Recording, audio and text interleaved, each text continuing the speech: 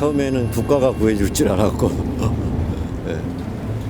두 번째는 뭐 특조위, 선조위, 사참위 제대로 되면 또 밝혀줄 줄 알았고 또 정부가 바뀌어서 문재인 정부 때 제대로 하겠다고 했는데 또 그때도 될 줄 알았고 이 많은 섬들에 무인도가 굉장히 많습니다. 저게 무인도가 저게 땅덩어리냐고. 사람이 살아야 국가지. 사람이 다 죽으면 무슨 그게 국가냐고. 땅만 있으면. 무인도지. 대한민국이 무인도지.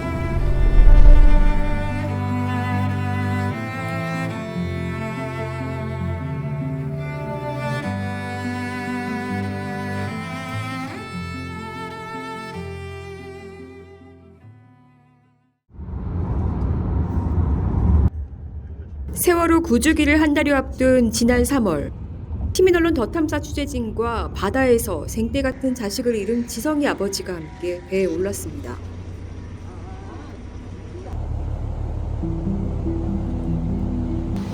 (9년) 전 4월 16일 탑승자 476명 중 304명의 생명을 앗아간 바다는 아무 일 없다는 듯 고요하기만 합니다.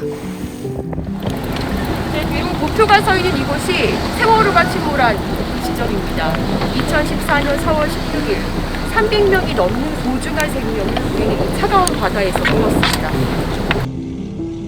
세월호가 침몰한 해역은 여러 섬으로 둘러싸여 있습니다.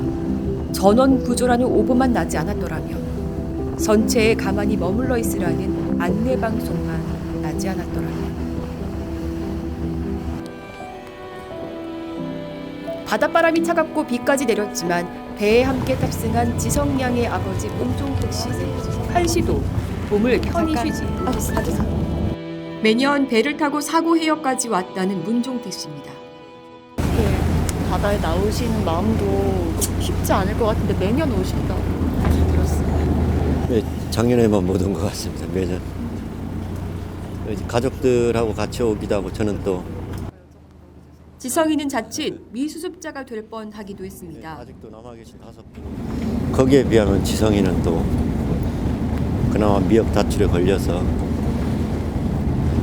부모 펌으로 돌아왔지만 못 오신 분들 비하면 지금은 뭐 우리 다 같은 국민 일반인 승객분들 계시고 선생님들 계시고 학생들이 아까 하염없이 바다만 바라보시는데 많이 보고 싶으시죠?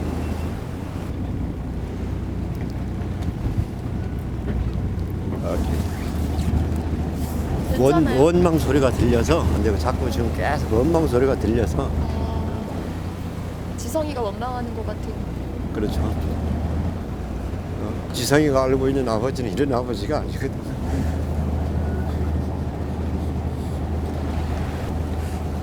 뭐 밝히는 게 있어야지.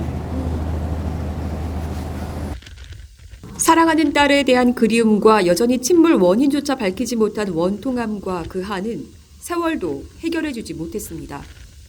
오히려 시간이 흐를수록 더해진 무력감과 한국에서 일어난 다른 사회적 참사에 대한 책임감까지 더해진 세월이었습니다. 여기 오면은 오만 모든 생각이 짬뽕이 돼갖고 이렇게 뭐 한 가지 생각을 할 수가 없고 정부, 국가, 대통령 얼굴, 부모님들 얼굴, 아이들 얼굴 그리고 함께 왔던 시민 촛불들 얼굴들 이렇게 늦게까지 사고 원인조차 밝히지 못할 거라고 생각도 못 하셨을 것 같아요. 이제는 뭐 기대를 안 하지만 뭐 예전에는 어떤 그런 분노의 전투라 그러면 지금은 정말로 바른 이 사회가 뭔가 바른 생활이 어떤 건가 사람답게 사는 게 어떤 건가 그런 것들을 좀 많이 생각해서 세월호 인양 작업이 시작된 후 세월호 유족들은 사고 해역에서 1.5m 떨어진 동거차도에 인양 감시 초소를 마련해 타는 가슴을 부여잡고 그 모습을 지켜보기도 했습니다.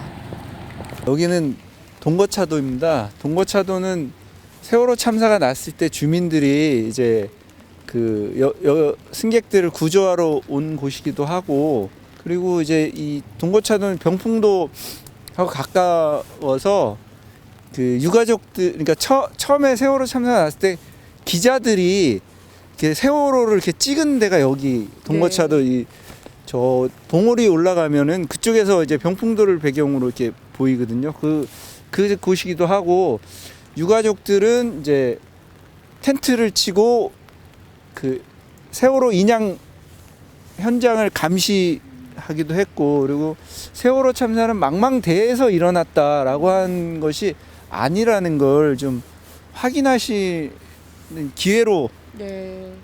했으면 해서 본 거고요. 제주 쪽으로 가는 데는 그 바다가 열려 있지만 반대쪽을 보면 주변에 섬들이 되게 많아요. 그리고 그러니까요. 배에서 나오지 못하게 했던 게 큰 그 비극을 낳은 큰 원인이었던 네. 것 같고요. 여기 동거차도는 세월호 참사 이전에도 휴양지로 사람들한테는 조금씩 아는 사람들한테는 알려져 있었는데, 여기에는 항상 슬픈 바다가 돼버렸네요 이제. 예, 그렇습니다. 동거차도에 마련했던 감시 초소에 오르는 길.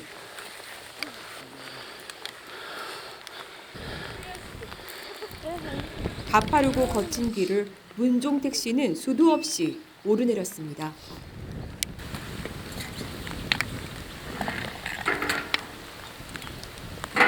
부모님 모신다는 저는 여기 와가지고 이 길 제가 옥령이하고 낚아지고 다 베가지고 이거 만들어 놓고, 그래서 제가 진상조사하러도 여러 번 오고. 소원은 단 하나, 세월호 선체 인양이라도 잘 되어야 진실 규명에 가까이 갈 수 있다는 기대 때문이었습니다. 그러나 유가족들이 그 지켜보는 걸 알고 나서는 얘네들이 어떻게 하냐면 배 방향을 뒤로 싹 돌려가지고 바지선을 이제 띄워놓고 작업을 하는데, 그걸 못 보게 그러니까 뒤쪽을 이렇게 가려진 쪽으로 이렇게 돌려놓고 낮에는 또 작업을 안 해요.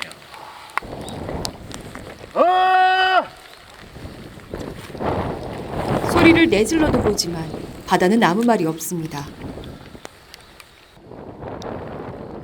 유족들의 슬픔에 제대로 답변 없기는 국가도 마찬가지.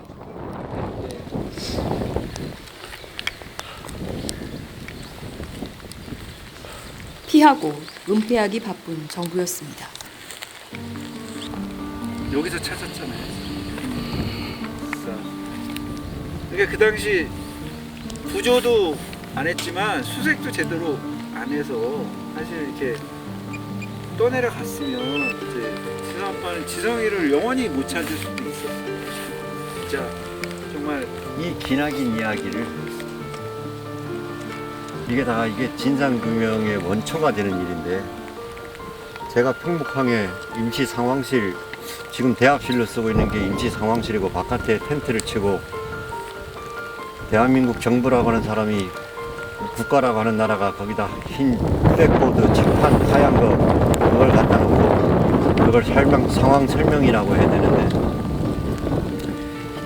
대한민국의 해수부 장관 이주영 장관하고 해경청장을 그 천막 안에다가 가둬놓은 게 아니고 도대체 하는 일이 없으니까 부모님들이 얘기 좀 하자고 그랬는데, 그게 또 나중에는 언론에서 가둬놓고 했다고 하는 보도까지 나가고, 그때 제가 장관하고 청장한테 제가 그랬거든요.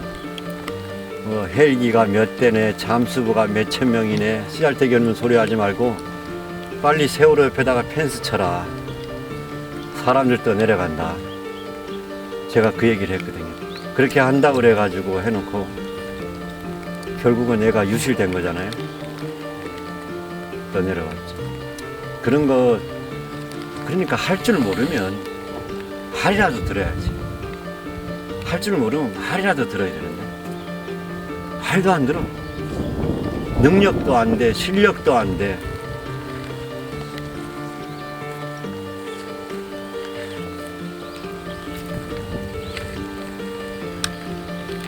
여기 올라오는데 숨도 차지만 우리 부모님들 10명 올라오면 8, 9명이 여기 딱 올라오는 순간에 제일 첫 마디가 십장생입니다.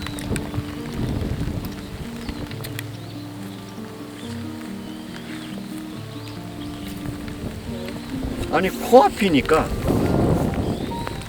그러니까 어디에다가 붙여도 되잖아요. 어디에도. 수년이 흘러 인양된 세월호 전체는 현재 목포신항에 거치돼 있습니다. 들어온 공간이 바로 램프를 통해 들어왔어요. 원래 보시면 뒤에 이렇게 램프가 있어야 되는데 램프가 절단이 됐죠. 그런데 무안에 한 칸이 이쪽에 없다고 보시면 될 것 같아요.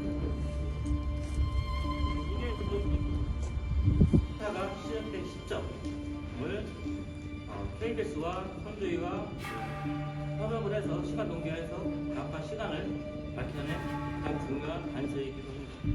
남아있는 세월호 부분입니다. 차량을 세워 고밖에 두는 주차장, 기계실, 중앙 로비, 희생자 아이들이 머물던 객실 등 얇고 녹슨 배의 구석구석을 돌아볼수록 답답함이 밀려듭니다. 비정상적인 항적도, 중앙 로비에서 발견된 CCTV에 왜 엉뚱한 영상들이 담겨 있었는지도 뭐 하나 밝혀진 게 없습니다.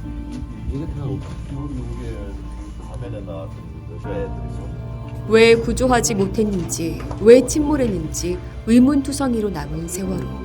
유족들은 스스로 공부해가며 답을 찾아가고 있습니다. 이곳을 찾는 시민들을 맞이하는 것도 바다에서 자식을 잃은 정동수 군의 아버지 정성욱 씨입니다. 동수 아버지는 4년째 세월호를 찾는 시민들에게 세월호 내부 곳곳을 설명하는 일을 직접 하고 있습니다. 고통스럽지만 잊지 말아달라는 외침이기도 합니다. 가장 많은 희생자를 냈던 방이 지금 제가 서 있는 방. 이 방에서 총 16명의 희생자가 나왔습니다. 그러니까 잠수사들이 들어와서 아이들을 다 데리고 나올 때 유독 이 방만의 문은 열리지 않았다. 근데 여기서 중요한 것 또 하나가 있어요. 바로 잠수사입니다.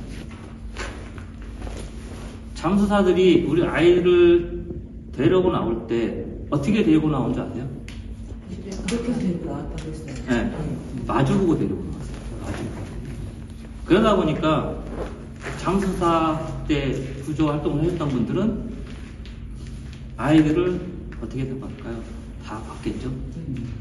그 트라우마는 누구도 이해를 못해요. 그분들이 위험을 무릅쓰고 계속 다이빙을 해서 아이들을 데려왔습니다. 그런데 정부는 어떻게 했죠? 고소고발했죠? 네. 책임질 것이. 네. 보는 게 누구한테 이제 맡기지 못해서 아마 직접 하시는 것 같은데. 네. 근데 이제 매번 이렇게 왔다 갔다 하시는 게 그리고 맨날 현장을 보시는 게 이제 트라우마도 계속 좀 올라올 것 같고 좀 걱정도 됩니다, 사실. 그죠. 그러니까 아무래도 이제 매번 하다 보면 나도 모르게 이제 이렇게 올라오는 게 있어요. 그럼에도 불구하고 하는 이유는 단 한 가지예요. 직접 현장을 봐야만이 그때 당시에 어떤 상황이었는지를 듣는 것과 보는 것은 천지 차이거든요. 그것을 현장에서 보여줌으로써 계속 기억하고 우리가 진상규명을 해야 되는 큰 원동력이 되기 때문에. 세월호에 관련된 장편 소설을 썼어요. 작년, 재작년에. 이번에 같이 동행을 하면서 선취안을 볼 수 있다고 해서 제가 같이 따라오게 됐어요. 진도에서부터 제가 진도 출신이기도 한데 진도에 있는 세월호 침몰 현장도 보고 거기 동고차도 섬도 가보고 이런 것들이 저한테 다시 생각할 수 있는 계기를 많이 주었고요. 그리고 이 안을 직접 보면서 제가 얼마나 모르고 썼는지를 다시 깨닫게 됐어요. 무엇보다 이 안이 얼마나 낡고 오래되고 이렇게 시간이 지났지만 그래도 부모님들은 마음이 아프고 놓을 수가 없다는 것, 그런 것들을 다시 모든 분들이 다시 생각해 주셨으면 해요. 4월도 다가오고 다가올 때마다 4월이 다가올 때마다 너무 아픈 분들도 계시다는 거. 세월호 유족들과 시민들이 바라는 건 이제 단 하나. 더는 이 같은 슬픔을 겪지 않는 나라에서 사는 겁니다. 세월호 참사가 일어나고 진상 규명도 규명이지만은 제대로 된 처벌만 있었다면은 이태원 참사는 충분히 방지하지 않았을까라는 생각이 많이 드는 부분이 있습니다. 세월호 참사가 일어나고 나서 어느 누구도 처벌받지 않았거든요. 특히 지휘부들은. 그것을 그대로 학습한 윤석열 정부는 똑같은 이태원 참사에 그걸 적용을 했고요. 그래서 다 보시겠지만은 위에 수뇌부들은 아무도 처벌받지 않고 조사를 받지 않았습니다. 말단 공무원들만 처벌 대상이 되었죠. 이런 부분들이 저희들이 9년을 싸우면서 무너지는 이런 걸 저희들이 많이 느꼈죠. 정말로 가장 걱정되는 건 이번에 얼마 전에도 이태원 참사 있었지만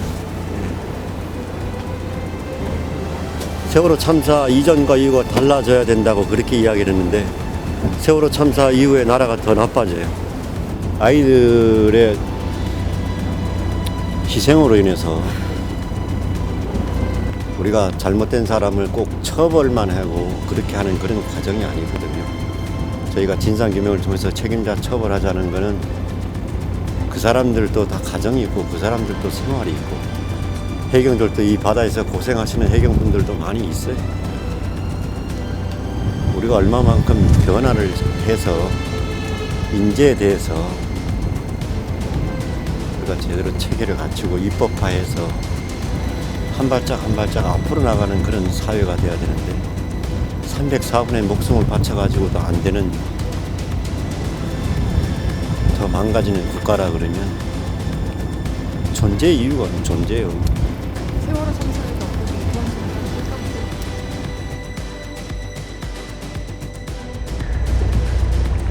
세월호 구주기. 우리는 안전사회를 만들자는 그 약속에 얼마나 다가섰을까요? 고개가 숙여집니다.